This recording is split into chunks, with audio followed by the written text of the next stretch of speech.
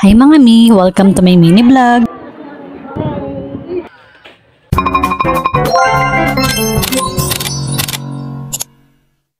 Second immunized day nga today ni Adeline, and 4 months old na siya. And kung sakaling may available na nga sa health center na vaccine, yung first time niya palang mababakunahan. Dito, since mag 1 month siya, kaya naready ko agad itong aftershot soothing gel ni Tiny Buds. Naiibsan kasi nito ang sakit na nararamdaman ng baby dahil sa bakuna niya. And ayan, ready na nga din siya at gusto na magpakarga. For Adeline sa OTD, available ito sa TikTok shop ko. Check out nyo na din mga mi. Disney Princess Romper, her headband na 3 pieces na for 100 lang at bonnet baby ankle socks na 3 pairs din for 89 pesos lang. And ayan, nasa Barangay Health Center na nga kami at tinitimbang na nga din si Adeline at mabigat na nga din itong bata, nasa 6.6 kilos na din ang timbang niya.